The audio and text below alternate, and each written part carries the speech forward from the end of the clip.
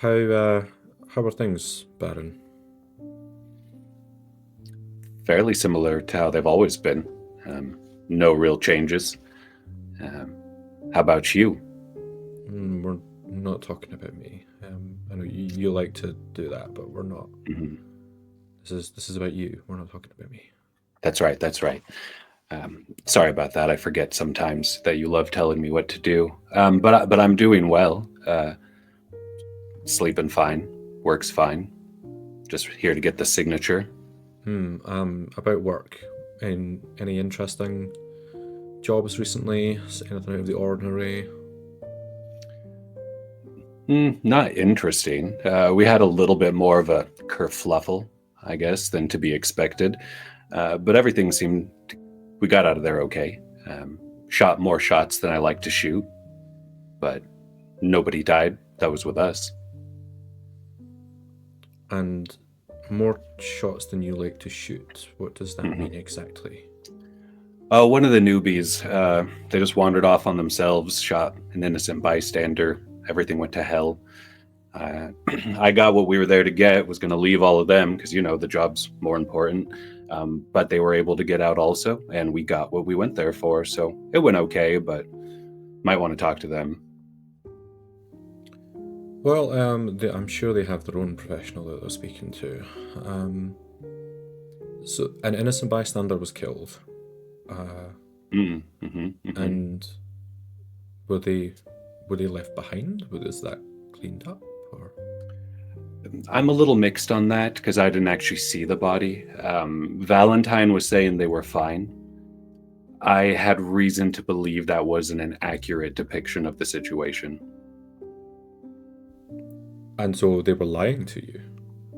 I believe they had a psyche break Okay, of and sorts. how did that make you feel in that situation?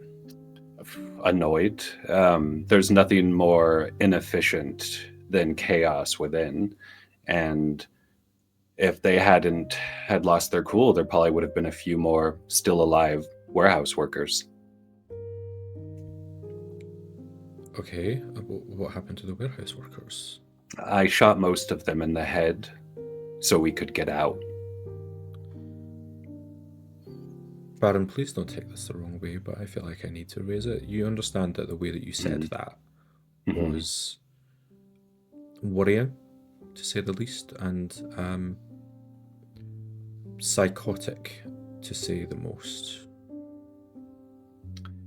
See, I have a salary that actually says it's efficient and what the boss admires in an employee. But I would get someone like yourself with this desk between you and the world who would feel that way.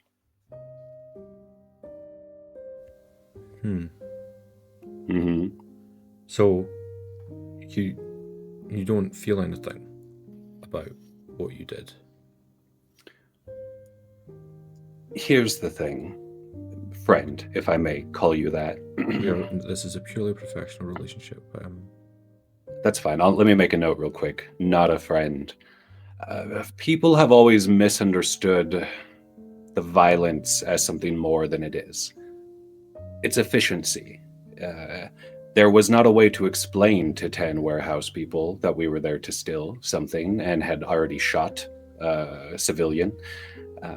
There was no way to properly get my companions, quote unquote, out of that situation through barter or through clever speech. So, what I do is my job, and I do it well. I had to do a little more than I like to do this time, but you can't really hold that against Valentine. And you did a little more than you would like to do normally. hmm Are you still enjoying your work?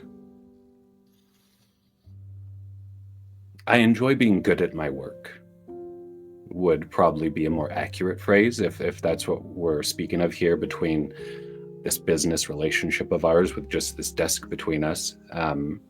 I feel like I'm good at it, and not everyone is good at something. You But might understand that. Baron, are you threatening me? I don't think so. I don't think I'd have to.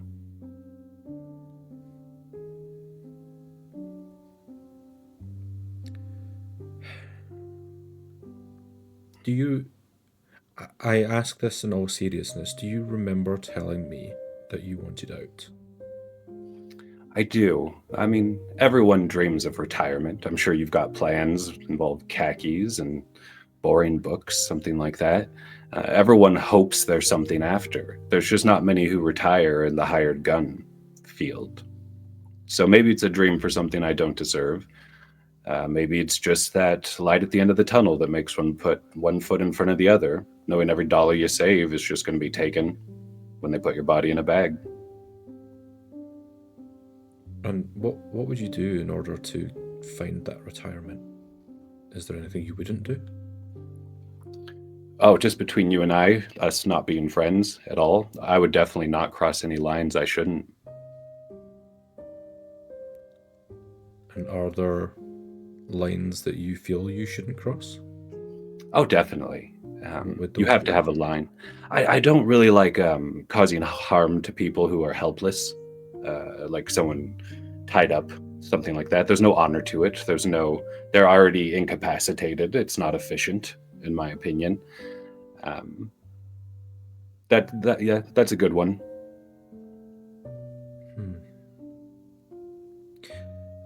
As much as I said that this is a professional relationship and that I am here to listen, I am worried about you.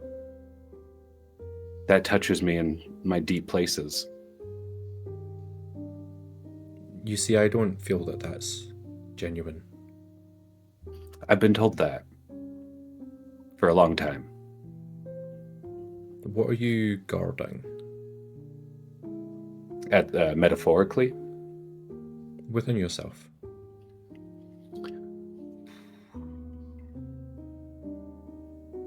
some dream of a distant place, like I said a little while ago, where your hands can be known for what they make and not what they end. But that's a life down a different path I didn't take. I didn't follow that star, and here I am with you, my dear business relationship. And what would that other path have looked like, do you reckon? Probably less blood. Maybe more plants. I was kind of a gardener in my youth. If one sticks to the path they're on, then that's where I could have been. But my hands have always been good at making things grow. What about family? What about family? Is there family in your past that you think fondly of? Fondly, I had a good brother for an idiot. He was just kind, simple. Nothing to think unfondly of, to be honest. No great aspirations to fail, no great victories that had to counter other people's victories. He was just at home in this world. I think fondly of him, like a summer long ago that I've outgrown. And where is he now? Oh, he's fucking dead. Died the night before the job. Which job? The one where I had to shoot all the warehouse workers, just the night before that. And how... Barren, that's awful. I'm so sorry. What happened? His heart stopped, so like they buried him after. Sorry, I saved most of the details for friends. And do you think that what happened there affected your responses or mood during the job the next day? Probably not. Just because I was more responding to my companions and the situation that I was forcibly put in there in that warehouse. So I don't know how I could have got them out of that better, besides just killing everyone who was about to shoot them.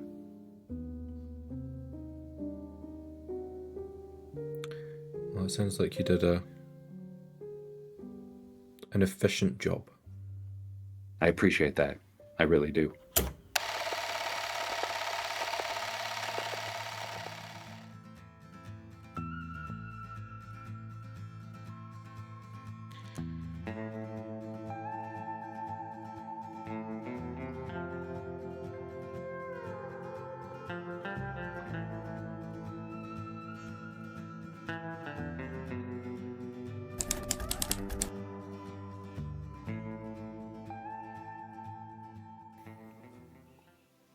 we return to the ship, which was just rocked by an explosion.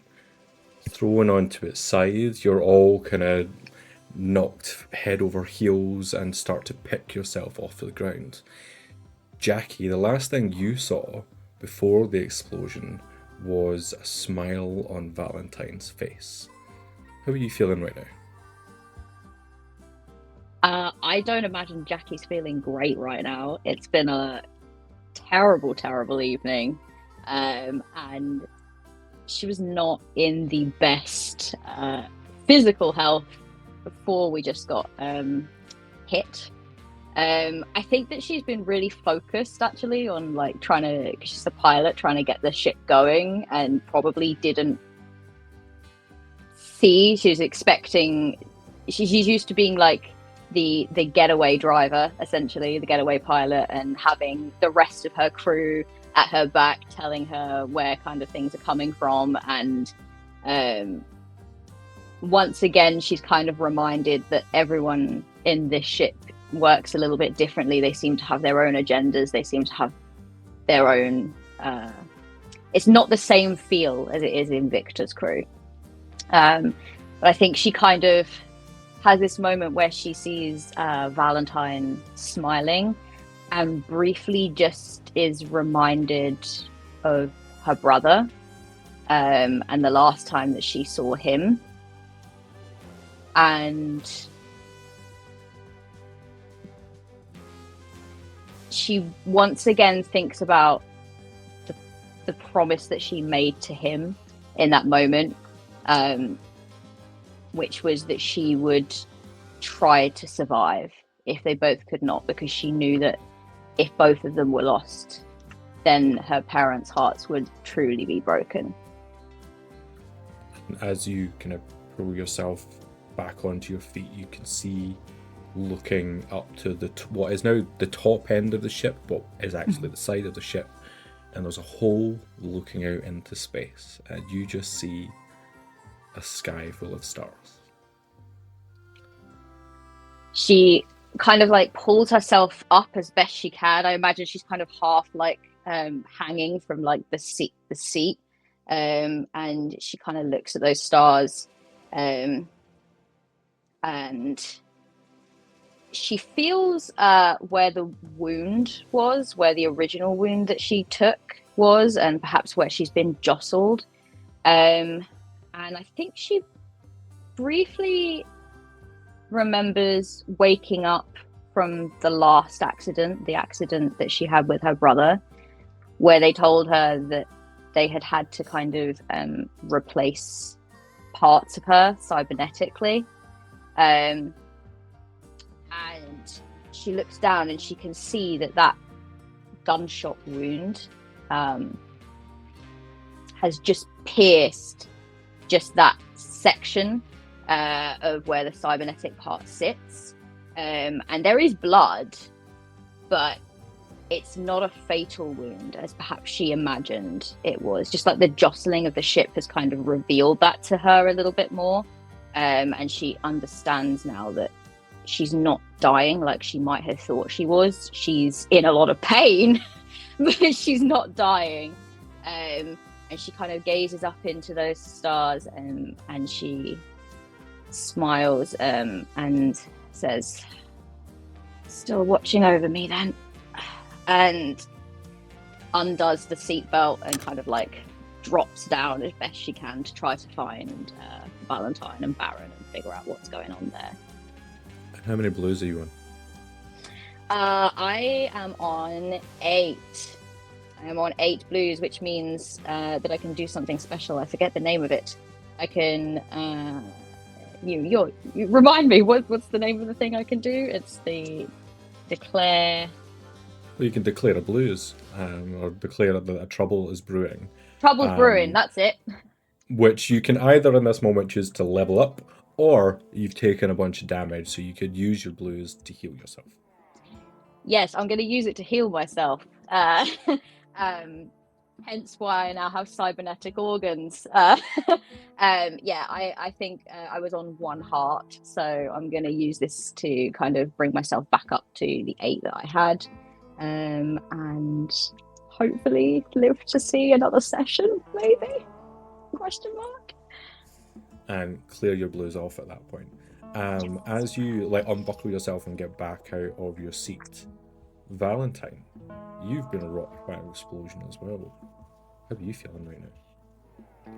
I think as the ship, has reeled from this explosion, she's slammed to the ground. And as she gets up, she's just going, no, this can't be happening. As she realizes that she's broken a nail. She really liked her manicure before she came out.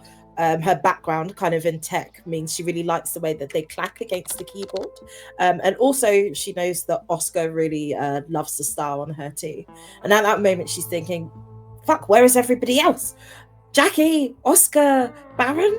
And I think starts to try and get up, look around the ship, possibly like biting what's left of that nail to try and round it off so it doesn't snag on anything she passes. And Oscar likes your nails. Are you gonna get them ready for him? Yeah, I mean, so she'd gone for kind of like red stiletto, long and thin. There's something about that kind of dangerous vibe that I think kind of puts her in the zone, ready for a mission. So yeah, she's kind of tidying them up, but obviously you can't replace the length that she's lost. So she's just kind of walking around maybe a bit like this, like hiding the error of her ways. You look around in this kind of smoking ship that is in quite a bit of disrepair right now. There's a lot of parts of it missing. There are lights flashing.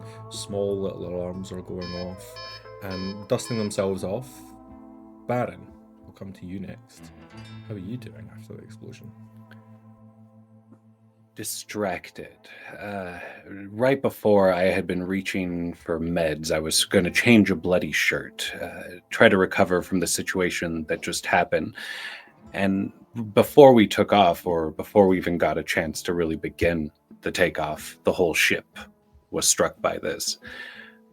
There was a moment in that turning, I think, where opened, bloodied shirt, another one laying next to him, where in the shifting of the ship and the flipping, there's a moment where Barren has to decide between grabbing his bottle of pills that is now rotating through the air, or a small ornament that says Clockwork Farms at the bottom, and you see almost what look like sunflowers with the little clock faces in them.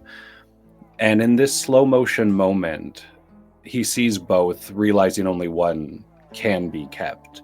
And I think in that moment, he chose the pills.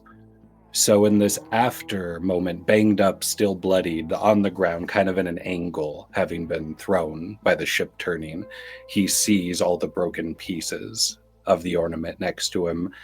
And for the first time today, I think he second guesses himself. Everything else has gone fine. What did that ornament mean to you? A back door, an escape. When fight or flight kicks in, it's a lot less frantic if you believe there's somewhere you can flight to.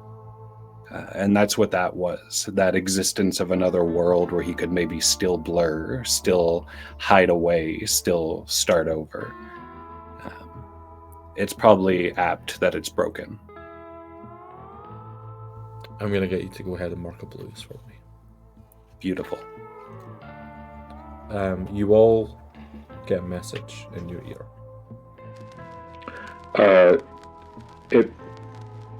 Well, is everyone okay? That it felt like that explosion came from the inside. As Everdell comes over the telecom. How is that even possible? Inside? What do you mean inside? Well, inside means from the inside of the ship, Jackie. That's what I said. know what you mean, but how? That doesn't make any sense. Barren here. I'm fine looks too. at Barren. Do you have any? Oh, go on. E, do you have a section of the ship you can tell it came from? I guess the big hole would be a pretty clear sign. Big hole starboard side, which is now the top of the ship. And it definitely blew outside. It didn't blow within. No, it blew from within out. What the fuck's that all about? Well, And did the surveillance systems catch anything? I can't look at that from here. They're in the engine room if you're going to have a look at any cameras. It's probably worth something. Yeah, we should probably go and check that out. and everyone seems fine? All four of us? Yeah, apart from I broke this nail and it was really pulling my whole lip together. So I don't really know how I'm going to come back from this one.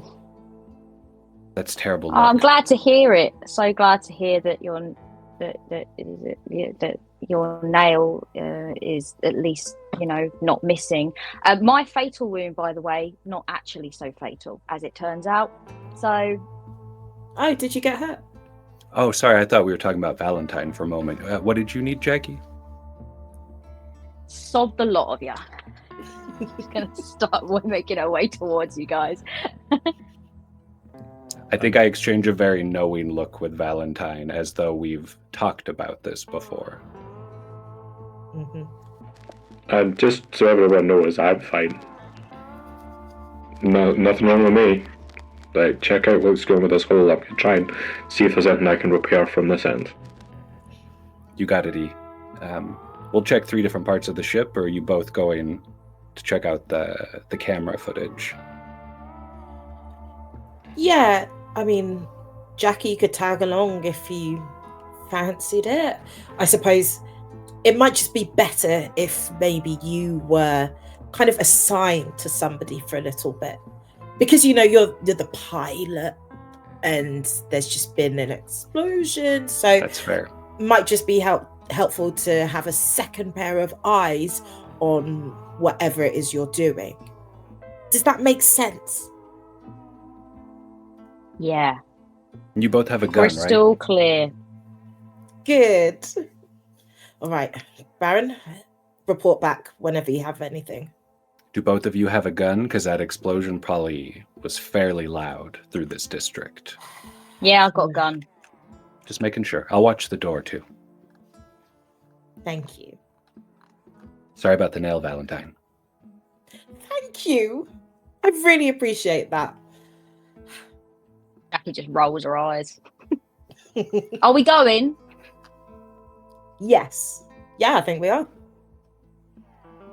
I think as we head out the door, she just takes one last really long look at Barren. And then just says, see if you can actually watch our backs this time. And then walks after Valentine. Okay. In this moment, you start to climb up the ladder towards where the explosion site is happening. Halfway up would be where your living quarters would be, and I know, Barren, you're the one that's currently in possession of the data core that you were sent to retrieve. Does everyone just head straight up? Yeah, I think we would go and are we looking at the explosion site before we go to the CCTV area? I'll go check the explosion site so I can still keep an eye on any guards or anything that may be making their way here. Okay, perfect. You got this. And the moment they're out of sight, I finish changing my shirt very quickly, having put the 8 guns that I took from all those people I shot at the warehouse on the bed, and side bag, put the canister in, load it with all those extra guns, and I look like I could run if I need to. Like I'm secured. As you do that, and as they go out of sight, you get a message. Everdell comes over and says, I've deleted the recording. You're in the clear. Oh, thank you so much, E. They're out of your sight now. Ear sight. Funny word. But I'm going to watch the door. Do you think I should make my way out right now? Do you think we're good for a moment? What can you see from your end? There seems to be guards approaching from the ship, but luckily the entrance to the ship is now lying on the floor. So it's probably going to take them some time to try and make their way in. I'm not on the ship, just so you know. Perfect. Plan's going as it should. Well, if this turns into hell, I will run and find you. Please don't. You see a rare smile on his face as he's checking all of these guns to make sure they're all loaded and keeping track of the ammo in his head. And as you climb up towards where the impact site for this explosion happens, we're going to flash back. We find Barren tied to a chair, hands bound, and a single bright light shining in his face. Standing over you is this large 6'4" gentleman built like a barrel. He kind of wipes his knuckles after having punched you across the mouth. And a voice behind says, "Leave him, let's chat." And he turns and walks away. And walking from the darkness into the light is Gianluca de Rosa. You see a younger Barren spit blood on the ground, but not looking too afraid as much as bothered. Well, you seem like a resourceful one. You do what you can with the resources you have, I guess. What was that whole mess you were cleaning up that we walked in on? I don't know, man. Some fight happened. A friend of a friend hurt somebody. Asked if I could clean it up a little. I'm smart. I'm sharp. I took care of it. I don't know what the fuck all this is about. You don't ask questions about what you're about to be doing? Not for friends. And who was this friend? How do you know them? I'm not gonna rat on a local person. I don't even know who you are. I mean, I've heard, but... He leans in closer, and you feel the dig of a blade into your kneecap. Not entering, but just leaning against your kneecap. Efficient. Good, I'm glad you know who I am. Alright, well, I mean, how can I help you? Well, you've given me some good information. One, you don't ask questions where questions are not necessary. And two, you like efficiency. I like that. And three, you're not a rat.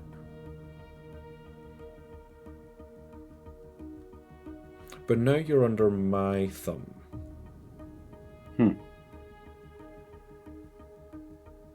I need Spits someone again. like you.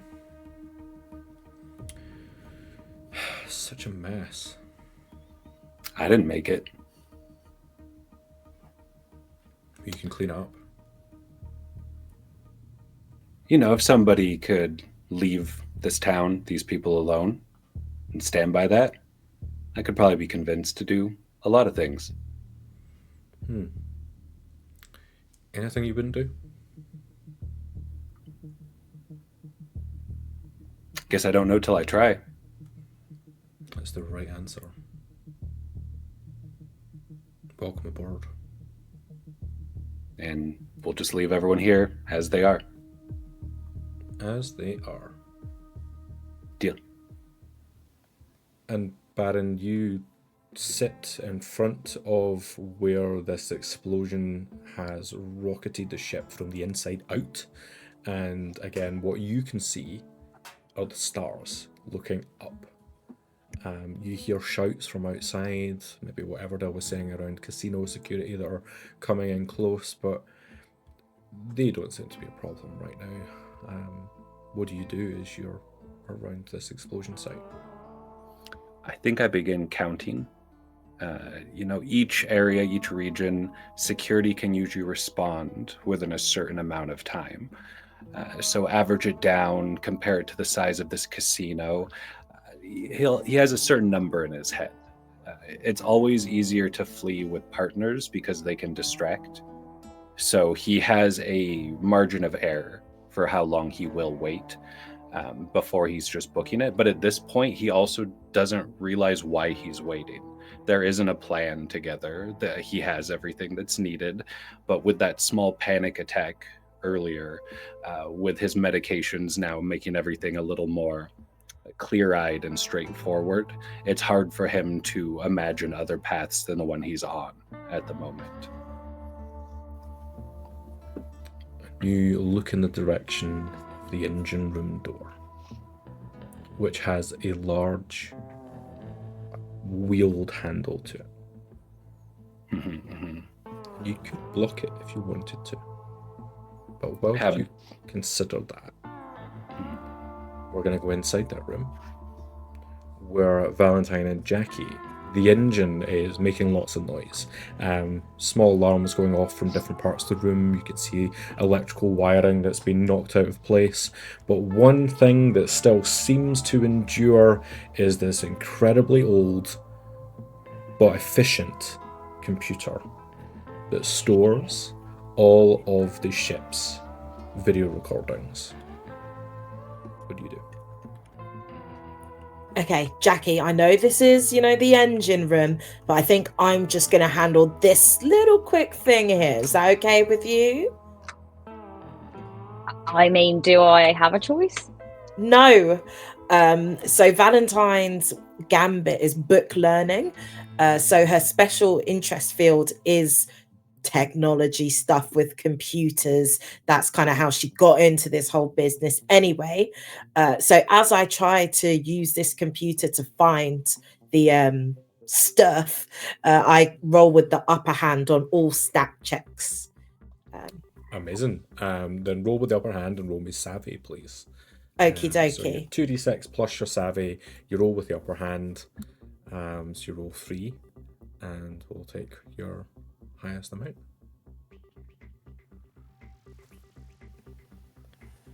That is 2, 5, and 5 plus my savvy, which is 1. So what's that, 6? Well, you massively succeed, so you have to get over 99 in order to succeed.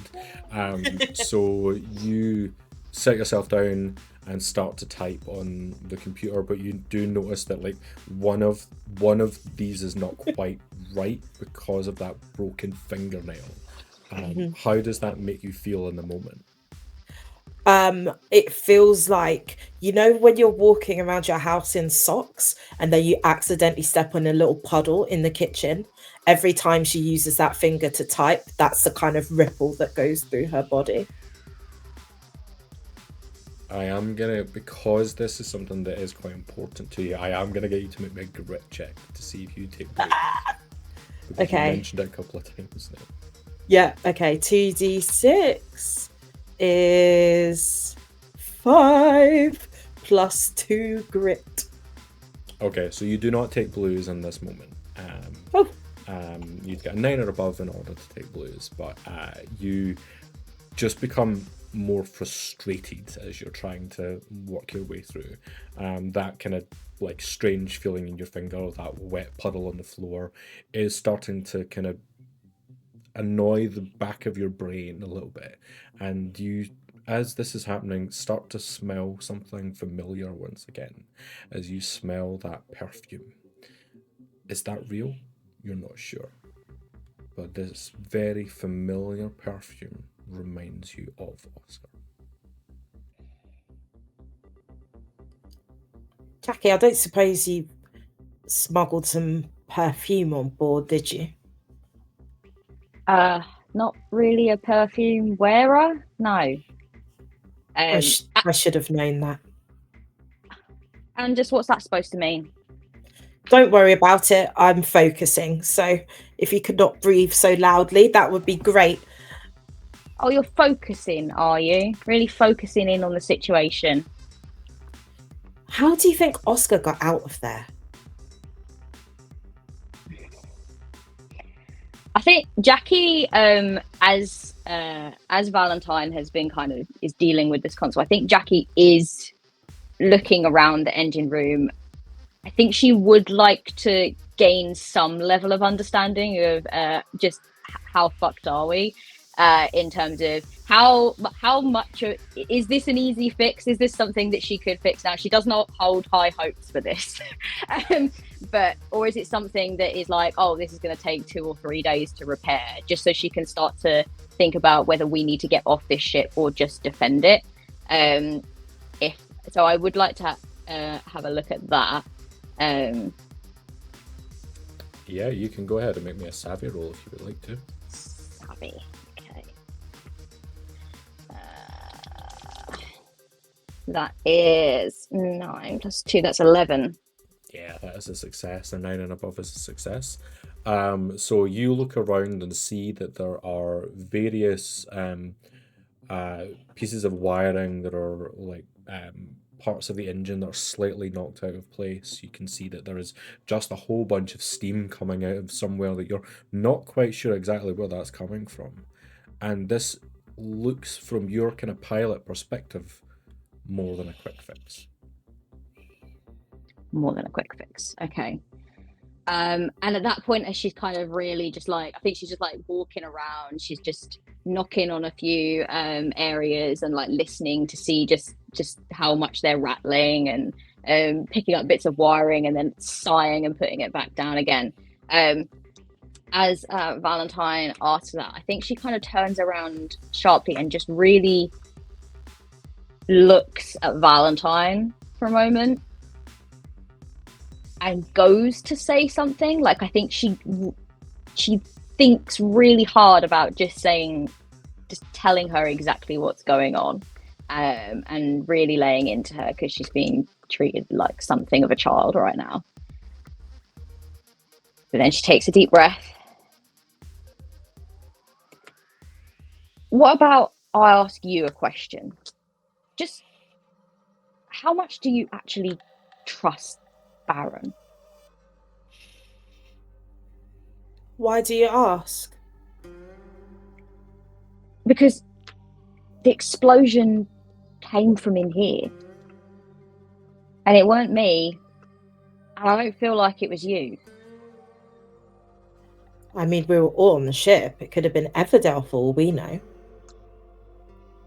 And as you say that, we're going to flash back to a conversation that Valentine and Barren had before this mission, in which Barren raises some suspicion. I'm not saying it's truth or gospel. It's just what I heard from other crews. They come in, start throwing around a bunch of mistrusts, and then when they fuck up, because they will, it's obviously not their fault. Just kind of a pattern of operation, a bit of a mafia homewrecker, if you want to use a phrase like that. So That's just something... watch your back. I hear you. I appreciate that. Yeah, although there's nothing wrong with being a homewrecker in your spare time. Valentine. You know me. You just, don't want to be like her brother. That was the first person that trusted him. That's a good point, actually. Yeah, I think once we get to that stage where we're on a craft that's going up in flames, I wouldn't think twice about getting out. That's all I'll say. Yeah, all I know is if this ship blows up, there's one person I'm blaming. There's a part of me that thinks we were all inexperienced once, so maybe we shouldn't be too hard on her. I don't know. Give her a shot. What are the chances anything goes wrong? I mean, we got Oscar around too, right? Yeah, definitely. Yeah. Definitely. Just another job. Well, Barren, I think this one might be our last one. Really? You're that close? Yeah, I really think so. Yeah. That's good. I won't trust anyone for quite a while when you're out of here, but I'll keep that to myself. Yeah. Never fully trust a newbie. That's what I always say. Mm-hmm. Never fully trust a newbie. We should make a pin. Absolutely. Maybe after this. A little retirement gift for later. Oh, that'd be so sweet. I'd love that. All right, well, I'll see you on the ship then, I guess. Couple days. And as we come back to the present, Valentine, you recall this discussion as Jackie's questioning. It's not the first time I've seen something like this, you know. Even in my crew, there were people that you couldn't trust. Really? And you spent a lot of time with that crew, huh? Well, I've spent most of my life with them, but I made sure not to hang out with the wrong people, you know. I discovered one of them, in fact. Vinny, his name was. And what did you do when you discovered him?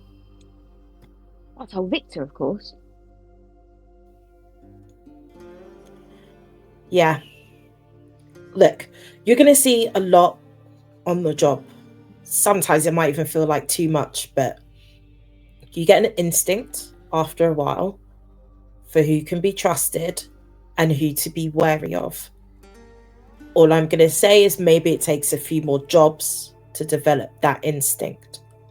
I'm not saying you can't be right. Like, you know, anyone in this career path can jump off and throw someone under the bus in the same leap. But just don't jump to conclusions. And especially don't jump to conclusions and then go run in your mouth. That's how you make enemies, and you don't want to make enemies here.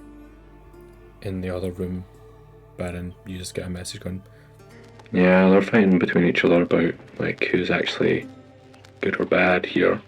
I mean, if I wasn't a little busy, I'd just like get some popcorn. You're fine. And you're positive this ship is not flyable? Oh no, it's fucked. All right, I'll figure out something. back into the other room, Valentine and Jackie. Valentine, you turn back towards the computer, and with that successful roll, you're able to move through the recordings, and you're looking for anything around the starboard area of the ship where that explosion took place, but you can't quite find it.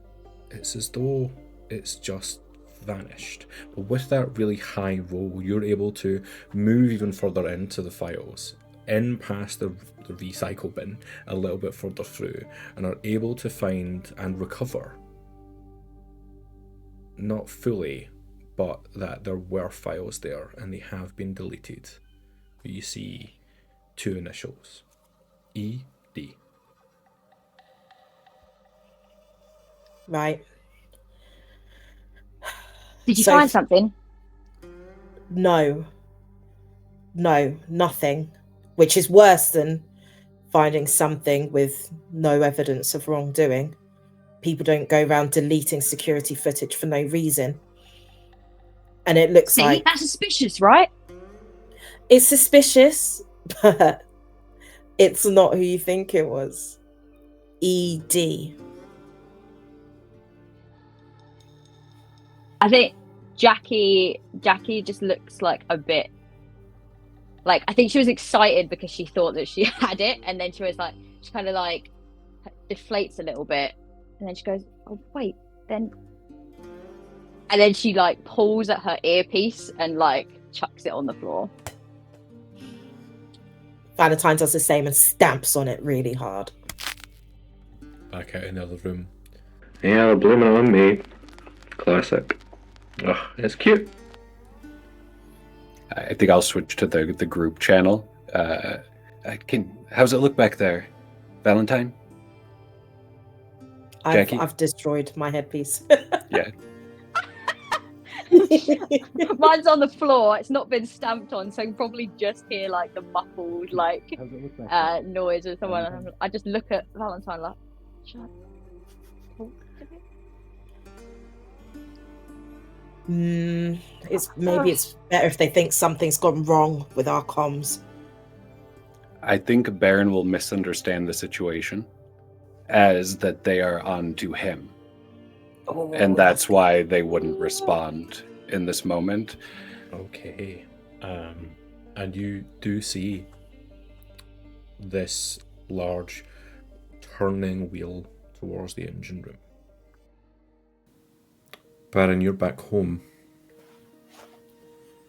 And you're sitting at a table with Jonathan, what does the scene look like? Oh, we are dirty. It's the end of the day, the soil under the nails, sunburn always kissing the top of our cheeks and nose. But it's quiet. It's a happy, tired, know you are doing good work, but you can also feel that there's an energy, like maybe there's a bet or something going on, and they're both preparing to have to respond to it, as they very much love to race to the cliffside and jump into the sea. That's just about a half a mile away or so, through their eucalyptus forests that like surround their farm, their family farm. So it's almost like they're getting their after work coffee and like maybe a snack down, and then the first one who takes off, they're both just watching to wait to see who will trigger the event, basically. But it's more of a daily thing. If nobody runs, they don't run that day. And what do you reckon you and Jonathan have been talking about most recently? God. Okay, the pumpkins this year have been much better than years before. Jonathan's all about passion with these plants. He doesn't understand that it's about efficiency. Some people need different things to grow. I don't require a lot of kindness to grow. People tell me I'm a little cold, but I just think I see things differently. And I think he's the other side of the coin, where I might be a little cold and practical, and he's beautiful and dumb. And together we watch each other's backs and our steps here. So I think we've been talking a lot about the pumpkins, but we're very much in disagreement on how to handle them. He will turn to you and say, well, I think it'd be nice to try my way for once to see if it helps.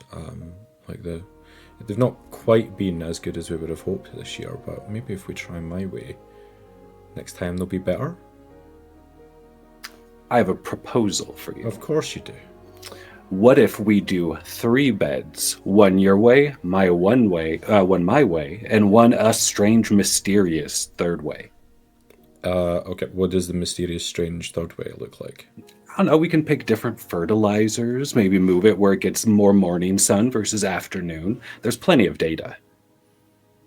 Does everything need to be an experiment other than I just want to have a nice pumpkin?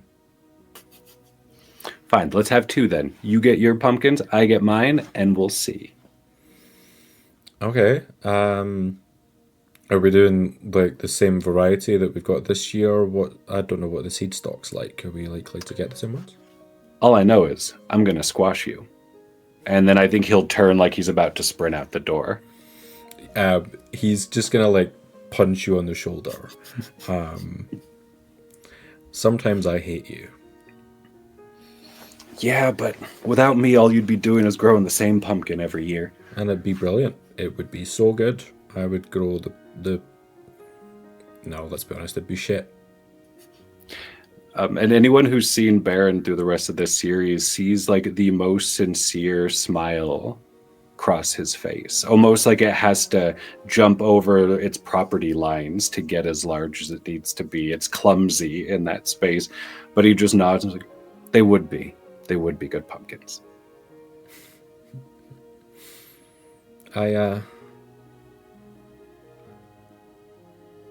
I'm gonna miss you. I'll be back. Like, I mean, these ships go so fast. I could be bored in like 2 days. Come back.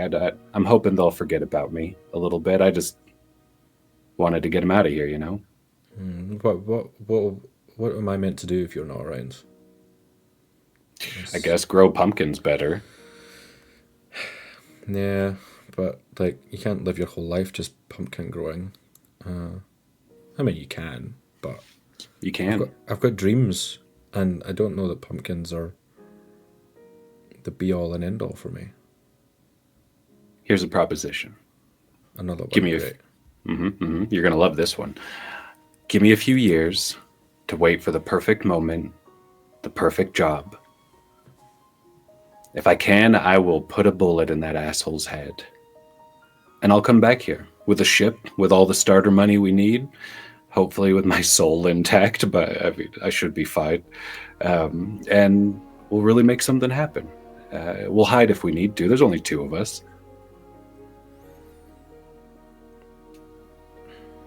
I need to hold you to that. You better work on these pumpkins before then. Like, if I come back with this dream ready to be manifested and I'm still seeing these puny little guys, I'm going to be very disappointed and probably go back to a life of crime.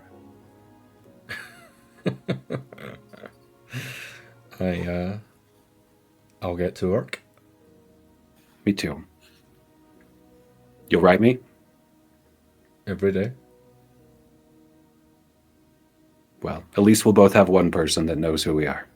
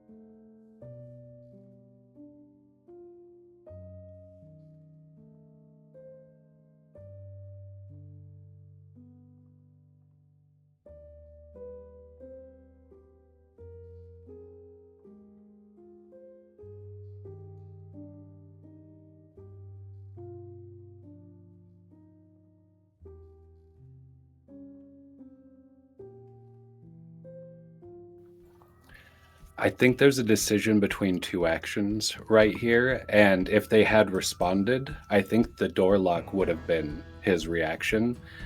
The fact that they didn't, you see him pull out a gun and shoot twice into the ship in the other direction, as though he's exchanging fire with some sort of security.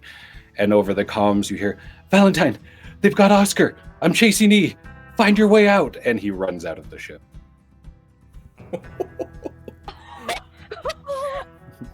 Okay.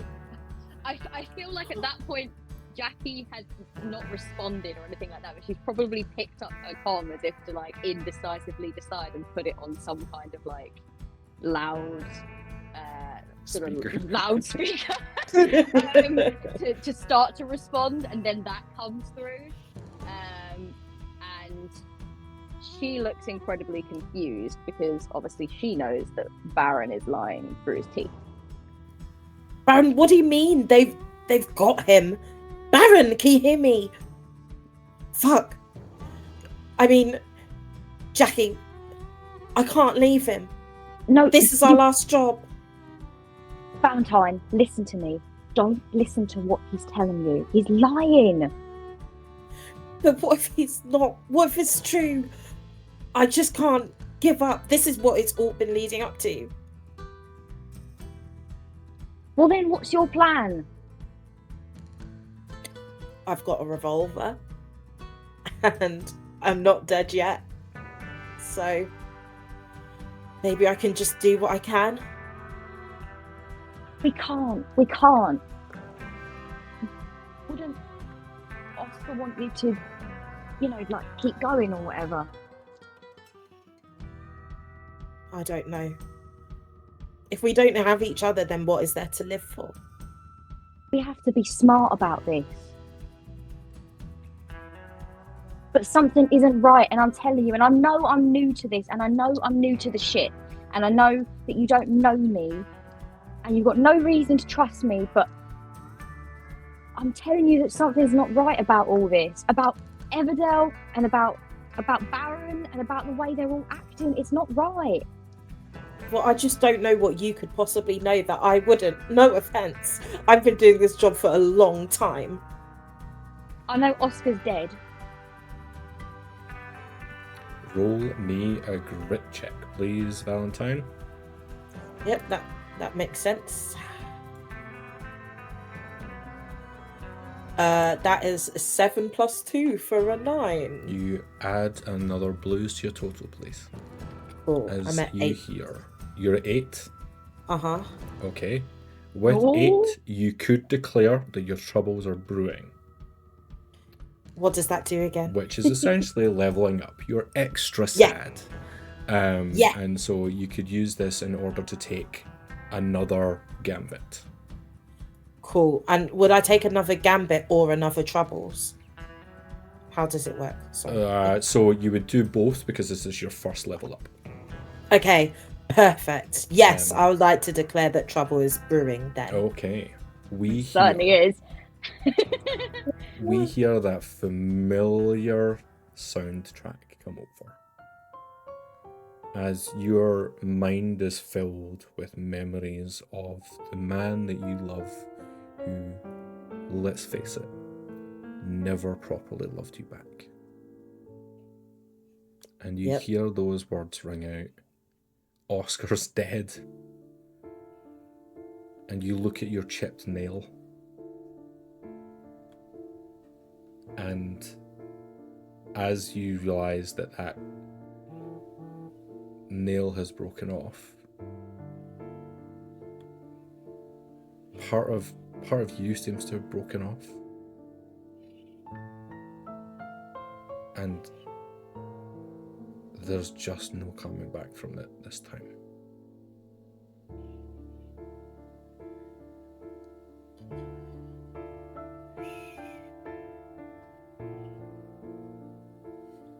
Jackie, you see Valentine catatonic, if anything.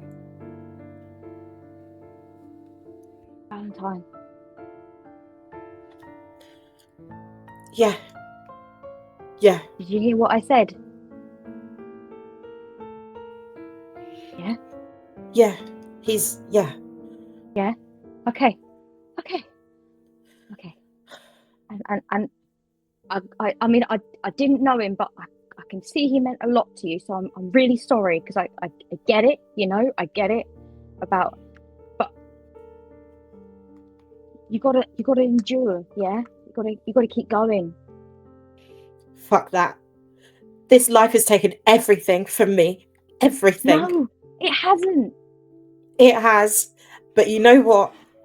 I'm not going down on my own. We're gonna burn this fucker to the ground on the way out. And as you shout those words, climbing up the top of the ship, which is the only way that was out right now, Barren, you are on top of the ship. Can I see active troop security, emergency units, anything like that, making their way here? I would like you to please make me a grit roll to see exactly what it is that you see right now. Gorgeous. 9 + 2 for 11. Okay. So you see something, but you hear it about it at the same time. As the message comes through, you're going, Oh, good. He's here. Perfect. Just what I was hoping for. and as you're looking around for what is ever they're talking about, you see walking towards the ship, surrounded by men, is Gianluca De Rosa, who does not see you. Wonderful. I think there's a moment of a double take because Barron's first idea was, I'm going to go report this gunfire to a security officer. But now seeing that, the boss is here, it's a quick decision on if I run up to the boss and give them what we're here for, is everything okay? Or is at that point I'm easy to be erased? Jackie's new, but their word probably carries a little weight. I guess they're here. I think I'm going to try to avoid the boss's eye, as I am most importantly looking for somebody like filling up their space Volvo for like a family trip type of deal. I'm looking to shipjack somebody if possible. You absolutely can, and with that high roll as well, you'll be able to see that there is this, we saw them back in episode 1, a couple who have just got married and who are getting themselves into their own little private shuttle. You can see that there are other members of the wedding party who are tying tin cans to the back of a spaceship. People are hugging, they're like throwing back champagne. They're quite drunk. They're probably distracted. Walking up very quickly and sternly, and it's almost like the body language loosens the closer he gets, and he realizes he has to mimic happy people. So there's more of a fluidness that comes to his limbs, and everything's like, congratulations on the day. I caught you coming out earlier, and I just had to say it. You look beautiful. This bride turns to look at you and like barely focuses eyes as she's kind of looking through you. It's like, it's been such a lovely day. Did you hear that your pilot's gonna be a little late? Oh, well, it means it's time for another drink. Well, they sent me, actually. Oh. Mm-hmm. You're the new driver? I am, can't you see? I'm very dignified on a wedding, of course. Wow. And we'll reach into our bag and just pull out like a wad of like cash. And we're like, a tip for you. Oh, you didn't have to. Would you like a drink? I probably shouldn't driving such precious cargo, right? I mean, we got to get you to the honeymoon. Oh yeah, drink and fly. This ain't never mix the two. And as you are listening to this woman, you hear in your ear once more going. So you're running? Pretty sure I am. Too messy. I'm gonna take the shot. Take the shot. And you just hear a gunshot. I yelled to the bride, like, get inside, and then kind of look at their ship. If they run in the chaos, like, how fast can I get this moving? Is this even useful for planet to planet, or is this more to stay within the solar system? All of those type of things. Okay. The gunshot is only really audible to you. Okay. It's not something that you really take in. It's not anything that anyone else takes in. They continue to just like laugh and to clink glasses and to cheer. They are like looking back to you and like raising the glass and smiling. The gunshot, you realize you heard in your ear more than in the air. We're going to jump to the other two before you decide what you're doing. Mm-hmm. You both hear a gunshot very close by. Just to be clear, we don't feel a gunshot. You're still inside, so you don't know anything about what is happening outside. You just hear a gunshot. You'd heard the 2 gunshots go off from Barren shouting and running, and then time passed, and then the gunshot goes off. Well, Can you get up on that console, cameras and stuff, of what's going on around? I can give it a go. Do I roll? I would say that you wouldn't need to.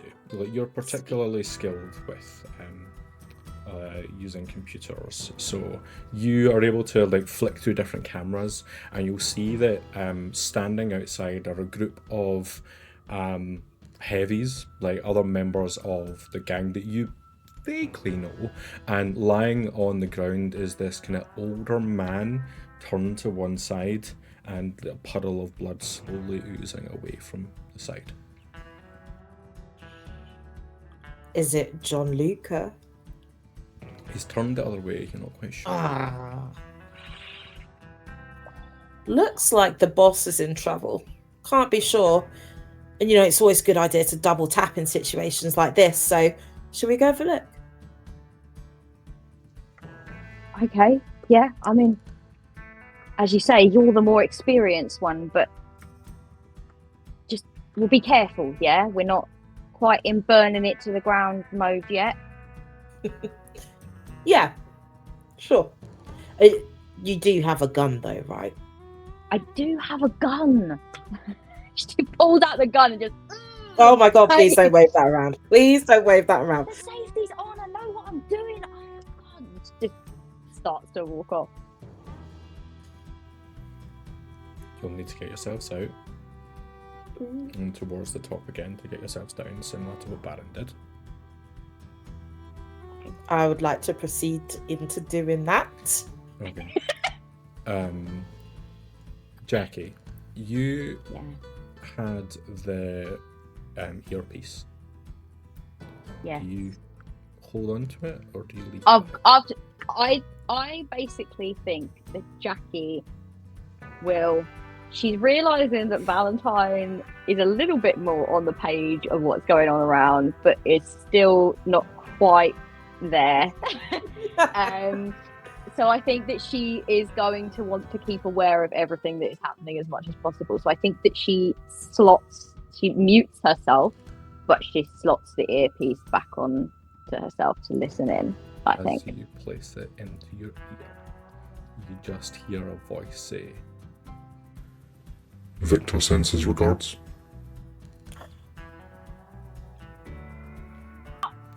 and we're gonna flash back.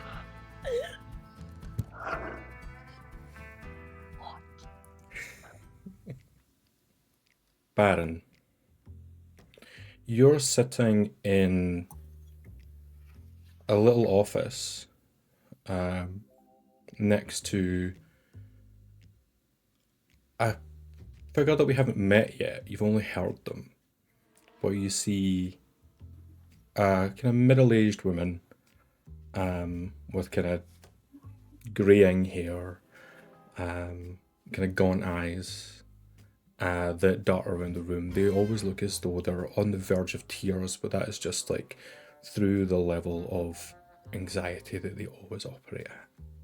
This is Everdell.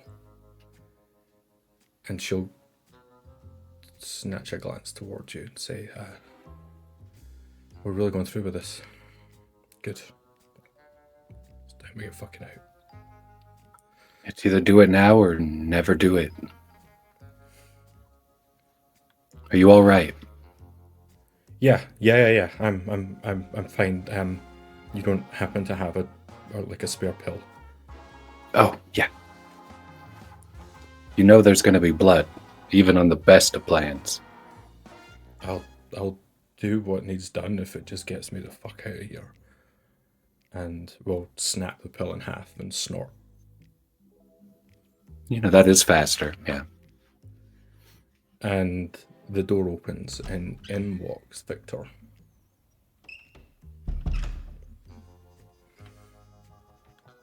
Huh, I genuinely didn't expect you both to come here. Looks like we're full of surprises. Well, I have an offer for you both. And I'm interested in... well, I know that your colleague here, Everdell, has told me, Barren, that you're looking for a way out. I wouldn't say it in as plain and easy to record terms. Just to be clear, not like no one's recording. You recording? No. Okay, Are you? definitely not. I know Ever's not. They know me too well.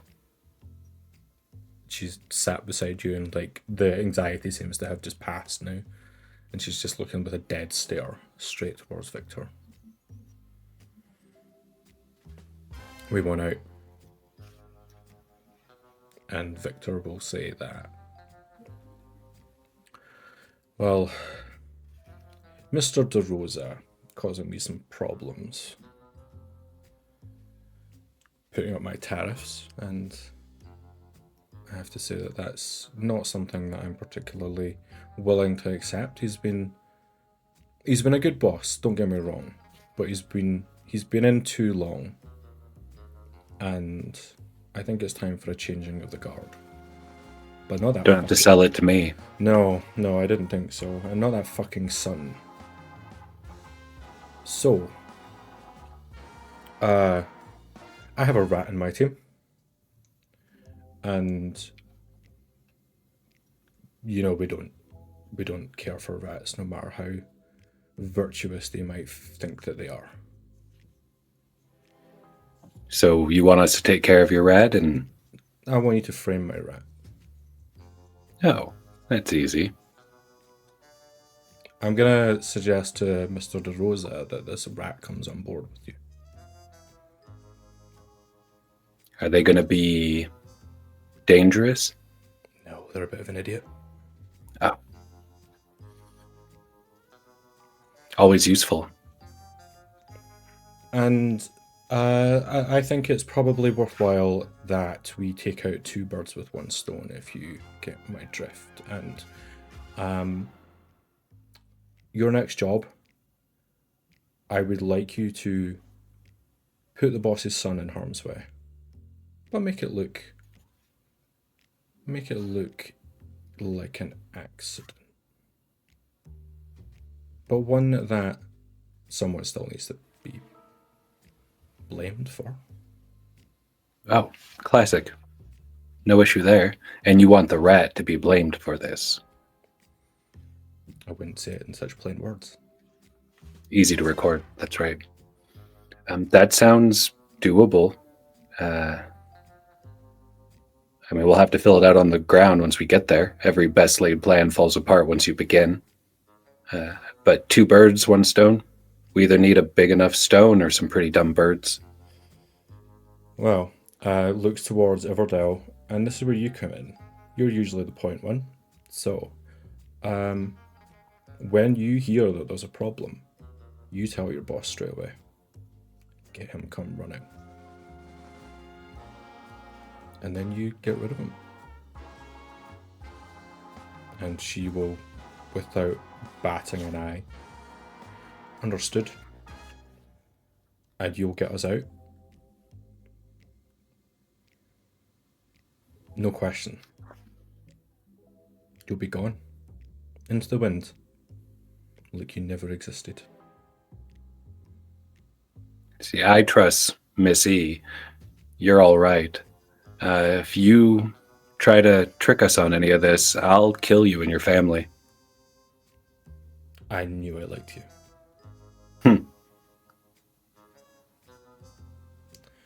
Now, before we move back to present day, we're going to cut back maybe about 90 minutes ago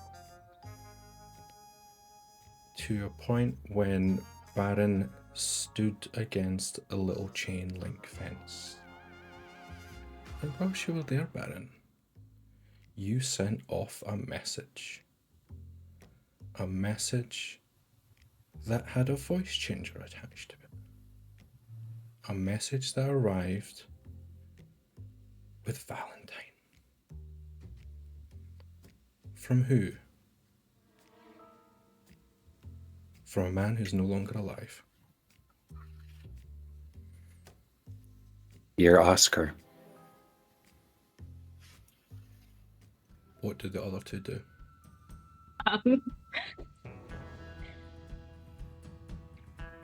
Okay. Okay. So I hear Victor send his regards in my ear.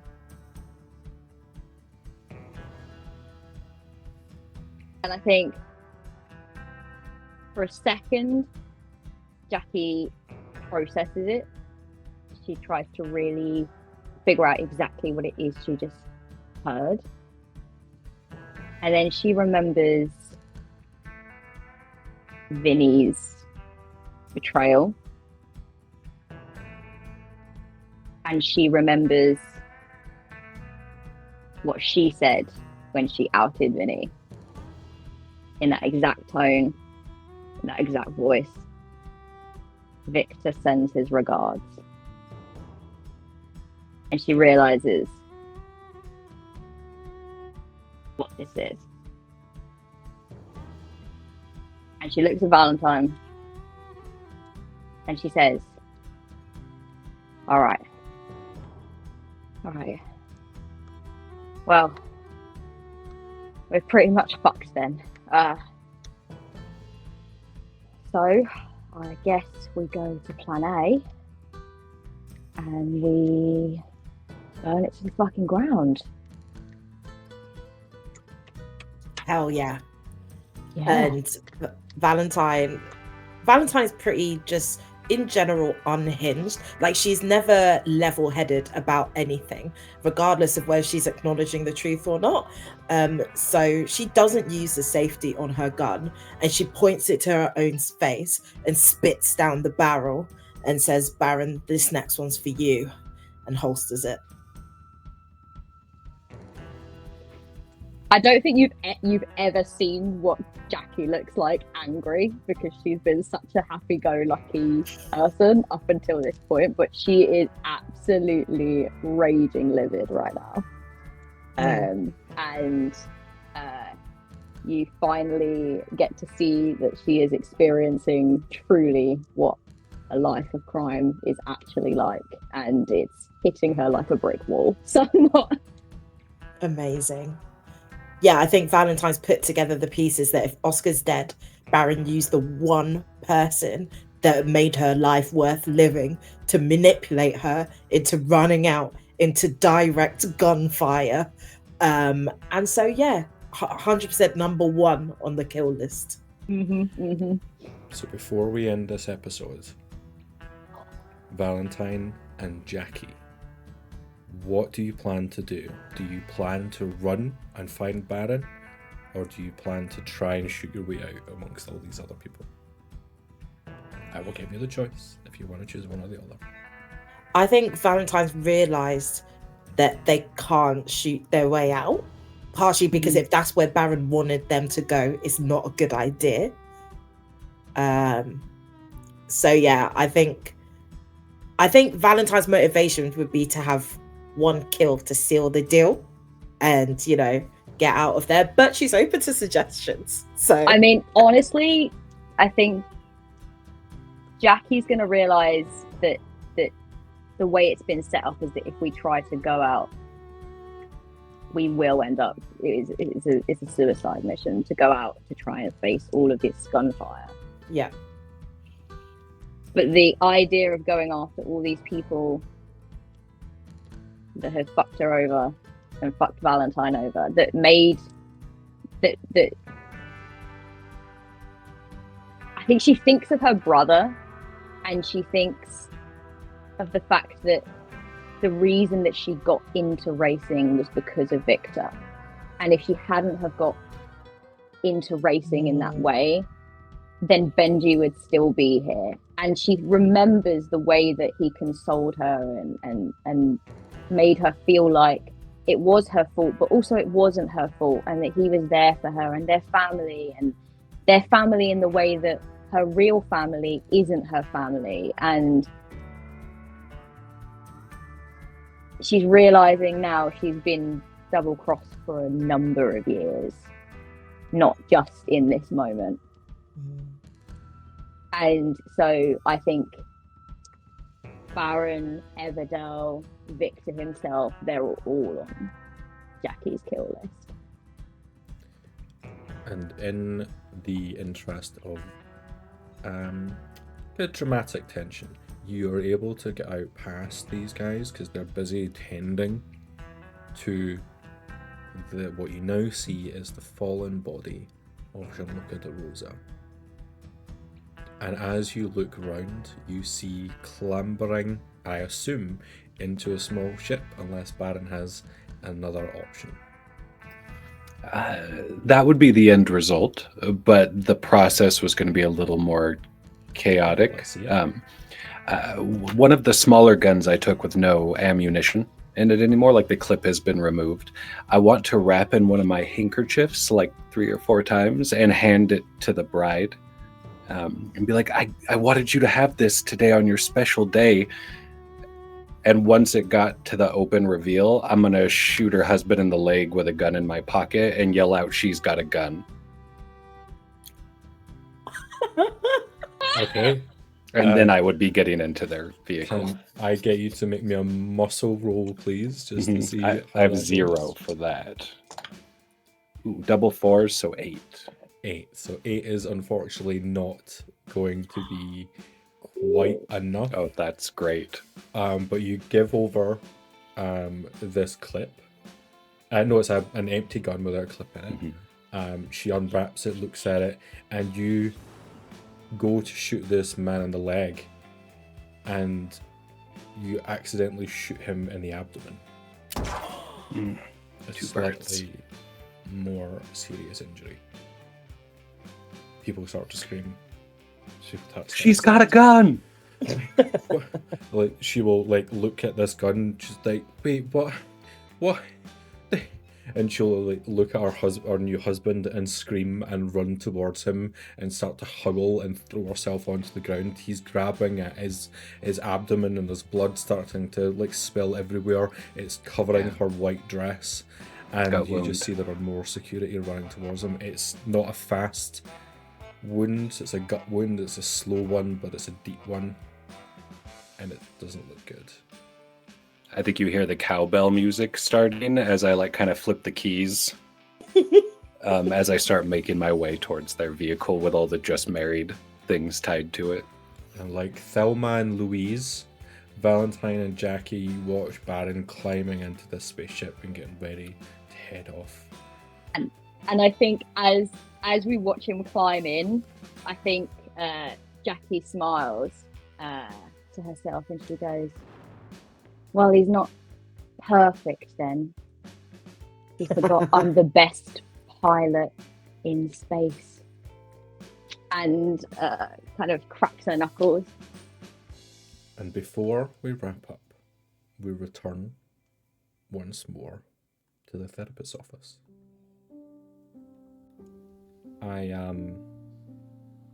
I'm going to maintain this distance between us, if that's okay. This table's here for a reason. Whatever you're comfortable with. Well, So, the last time we spoke, you said that your brother had died shortly before the mission. Yeah, night before. And we never talked about how it all ended. How the mission ended, and what's next for you. Those are two very different paths. Which would you prefer I start with? Whatever would make you feel safest. I would like to know exactly what happened, if you're comfortable sharing. Jackie, that new person that ratted on their last crew, they shot Oscar and killed Oscar. And then once Valentine realized Oscar was dead, their mind kind of snapped, and I think they might have shot the boss. I'm not sure. I just heard about it later on, because at that point I was running. There was just gunshot everywhere, explosions. I was trying to protect the investment, obviously. Right. And that's all true, is it? Yeah. Unless you would like to say something else. Well, I feel like it all sounds very convenient, Barren. You know, it could have gone easier. I don't like to kill over a dozen people a day, ever. It just it leaves a long trail. So it actually wasn't that efficient. 2 birds, but like 1,000 stones. It was a bloody day at that parking garage. And we know how much you like efficiency. Oh, do we know that? We both know that? You've mentioned it many times. Okay, great. Thanks for letting me know. And what of your friend Overdale? I haven't seen them since. Did you kill them? Yeah. I'd never kill E. They're one of the only nice people in the galaxy. Is that the truth? Yes. They are.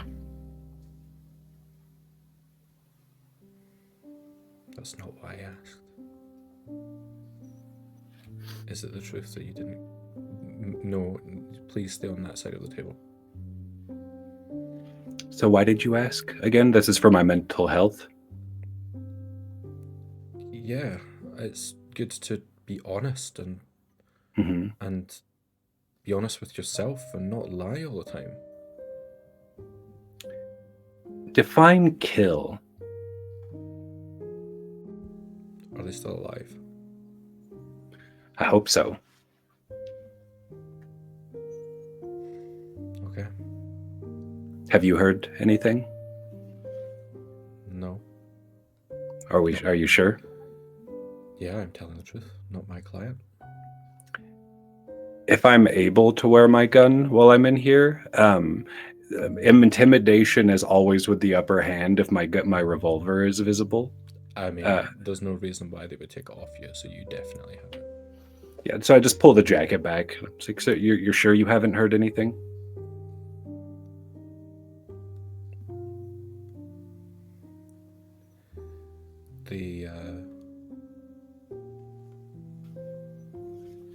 I think they got out. What was that? I think they got out. With a really sudden, quick movement, he knocks on the desk once, just with his knuckles, like, good news. Good news. Doctor, have you thought of therapy? You seem very tense. Fuck you. Yeah?